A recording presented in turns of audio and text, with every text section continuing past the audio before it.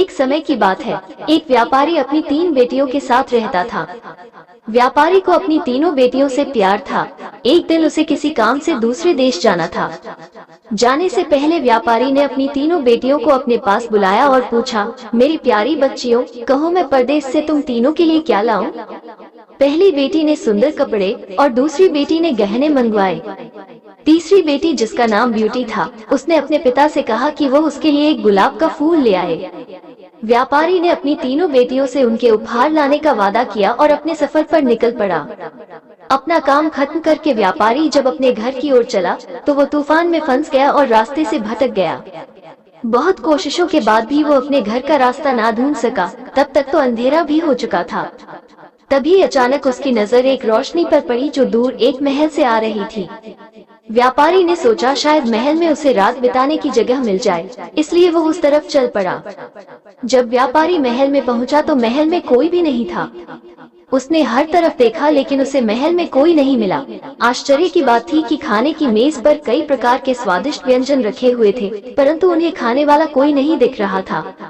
भोजन को देख व्यापारी की भूख और बढ़ गई थी, इसलिए उसने भरपेट खाना खाया और एक कमरे में मुलायम गद्दे पे सो गया। सुबह व्यापारी ने जब महल के बगीचे में सुंदर गुलाब खिले देखे तो उसे ब्यूटी से किया हुआ वादा याद आ गया। उसने एक फूल तोड़ा और घर की ओर जाने लगा। तभी वहाँ एक भयानक जीव प्रकट हुआ और बोला, मैंने तुम्हें अपना भोजन खाने दिया, अपने मुलायम गद्दों पर सोने दिया और तुम मेरे ही बगीचे से गुलाब तोड़ रहे हो। तुम्हें इसकी सजा भुगतनी होगी। व्यापारी बहुत डर गया था। कांपते हुए बोला, मुझे माफ कर दो मुझे मत मारो। ये गुलाब मैंने अपने लिए नहीं तोड़ा, अपनी बेटी के लिए तोड़ा था। मैंने अपनी बेटी से वादा किया था कि मैं उसके लिए गुलाब का फूल लाऊंगा। ये सुनते ही राक्षस ने व्यापारी से कहा कि वो एक शर्त पर उसे छोड़ेगा। उसे अपनी बेटी को महल में भेजना होगा। डरा और घबराया हुआ व्यापारी अपनी बेटी को भेजने का वादा कर वहाँ से चला गया। घर पहुंचकर व्यापारी ने अपनी बेटियों को सारी बात बताई और ब्यूटी से माफी मांगते हुए कहा, अपनी जान बचाने के लिए मुझे उस समय कुछ समझ नहीं आया और मैं राक्षस से यह वादा कराया।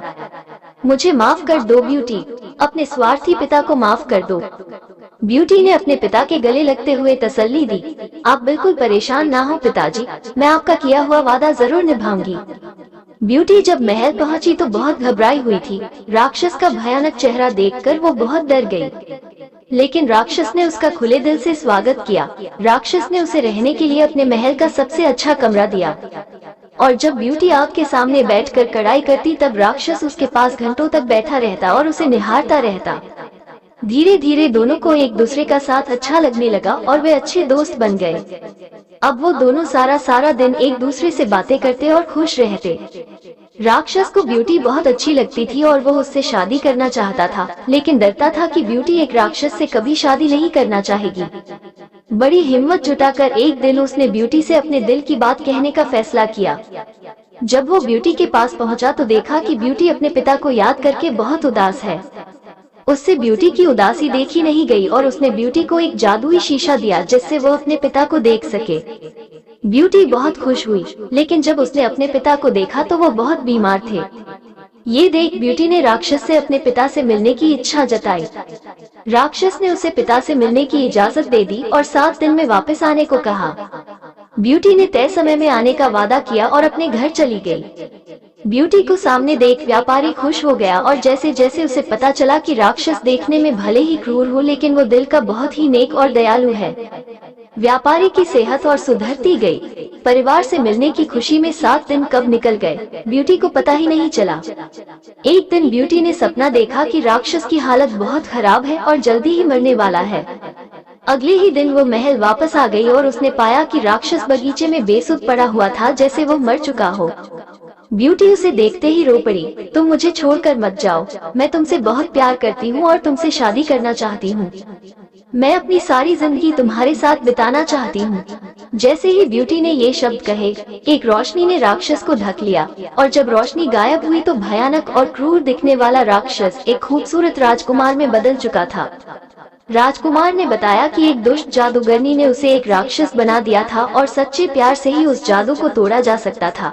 बहुत समय से राजकुमार उस लड़की को ढूंढ रहा था जो उससे उस रूप में प्यार करे जिससे सब डरते थे, जो उसकी सूरत से नहीं बल्कि उसके गुणों को चाहे।